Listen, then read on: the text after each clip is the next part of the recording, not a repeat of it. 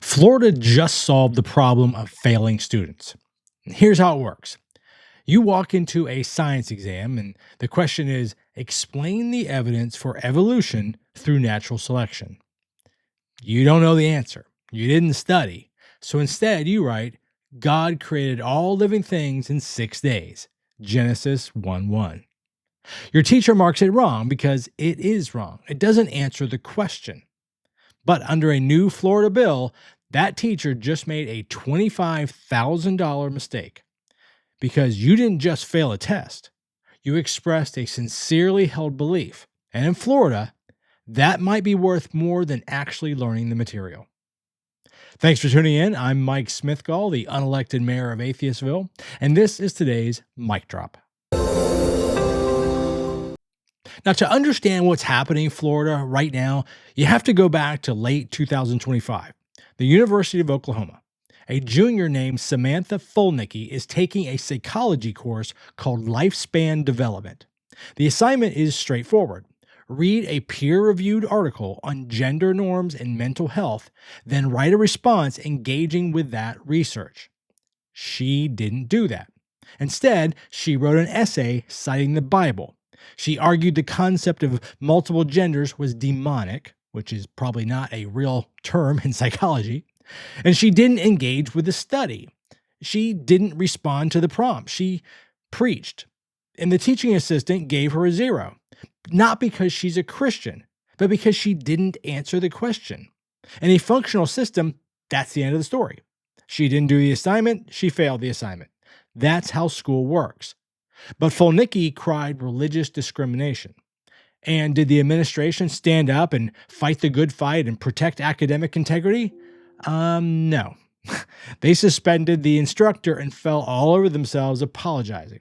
That was a signal flare. Conservative lawmakers across the country saw that and they said, whoa, wait, we can legislate this. And Florida, of course, said, hold my beer. There is a bill sitting in the Florida legislature right now, SB 1006 in the Senate and HB 835 in the House. These bills haven't passed yet, but they're still in committee. But the fact that they exist at all should tell you something. So here's the long title. The Florida Student and School Personnel First Amendment and Religious Liberties Act. It's a mouthful. But whenever you see a bill with liberty and First Amendment in the title, you should probably check your wallet. And in this case, check your kid's report card. All right, so here's the pitch. Schools can't apply any academic penalty to students for expressing their religious, political, or ideological beliefs in coursework. Now, on the surface, that sounds very reasonable. If a kid writes an essay arguing for lower taxes, a teacher shouldn't fail them just for disagreeing politically. We all get that. That's already a standard. But this bill isn't protecting kids from bias. It's protecting wrong answers. So here's the key language. A student cannot be penalized if the assignment, and here's the quote, requires students' viewpoints to be expressed. Think about what that covers. History requires interpretation. Literature requires analysis. Civics requires perspective. Biology involves understanding evidence-based conclusions. So if a student writes that the Civil War wasn't about slavery, or that evolution is a hoax, or that vaccines contain microchips, and the teacher marks them down for being factually incorrect, that teacher just opened the door to a lawsuit. And we're not talking about a slap on the wrist or a note that goes in their personnel file. We're talking about a $25,000 payout. Now, let me just walk you through how this works, because the financial incentive is the entire ballgame here. The bill creates what is called a private cause of action. That's legal speak for students can sue the school district directly if they think their grade was lowered because of their beliefs. And the payout isn't symbolic. The law mandates statutory punitive damages between $15,000 and $25,000, plus attorney fees. And this is important. The state explicitly waives sovereign immunity, which means school districts can't claim they're protected from these lawsuits. So let's play this out. You're a high school science teacher. You've got 30 papers to grade on evolution. 29 kids write about natural selection. One kid writes about Adam and Eve. You know their answer is wrong. It doesn't engage with the actual curriculum.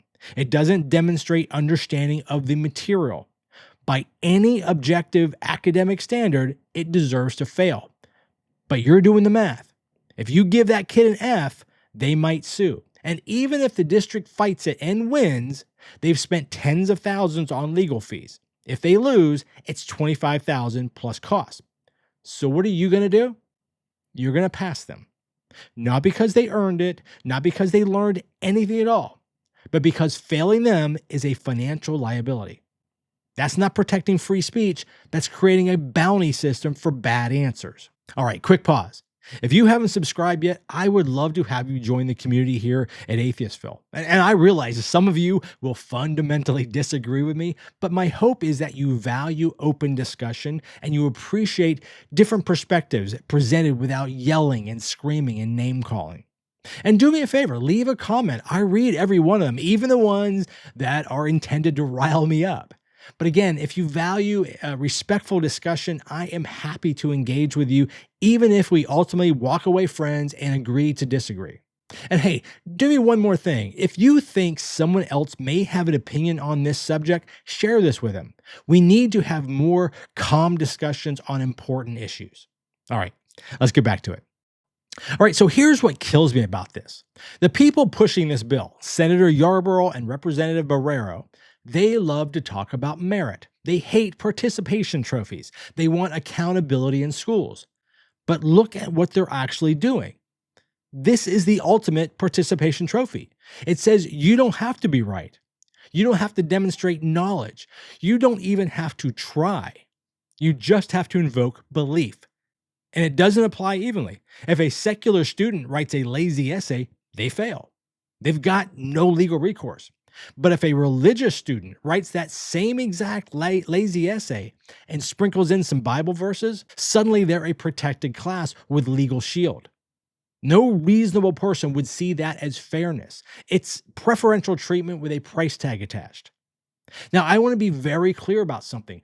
Teachers shouldn't discriminate based on viewpoint, even religious viewpoints. If a student writes a well-argued conservative opinion on a history class and the teacher fails them just because they disagree politically, that is wrong. It's flat out wrong, and we all agree on that. That's already against the rules. But again, this bill isn't solving that problem. It's creating a new one. It's telling students that ideology can substitute for accuracy. And once you do that, education stops being about learning and starts being about litigation. Think about the long-term cost here.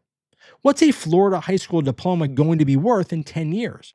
If I'm a college admissions officer in another state and I see a transcript from Florida public schools, I do have to wonder, did that kid actually earn that A in biology, or did they just threaten to sue until the teacher gave up? We're not protecting students here. We're devaluing their education to score points in a culture war.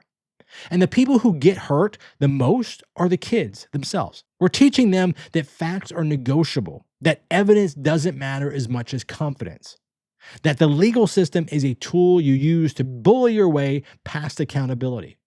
And that might work in Florida classroom in 2026, but it's not going to work when they get to almost any other colleges. It doesn't work in the job market, and it doesn't work in the real world where being wrong still has consequences. All right, so that's my 2 cents, unblessed, unfiltered, agree or disagree. That's what I have for you today. Look, at the end of the day, this comes down to one very simple idea. Education only works when the answers matter. Once belief overrides evaluation, the whole system collapses, and we all lose. You can support free expression without sabotaging academic standards, and you can defend religious liberty without turning classrooms into courtrooms. And you can simply reject bad laws without being anti-religious. Now, as I said, these bills haven't passed yet, and they're still sitting in committee. But the fact that they exist at all should worry you, because once you put a dollar amount on being wrong, wrong becomes profitable. And that's not a system anyone should want. All right, I'm Mike Smithgall, and I'll catch you on the next one. Hey, I really hope you enjoyed today's show. Before you go, make sure you like and subscribe to the show and tell a friend. It really helps us grow. If you'd like more great content from us, be sure to check us out right here on YouTube. You can also find us wherever you get your podcasts and check out our blog at atheistville.com. Until we talk again, remember reason and compassion go a very long way.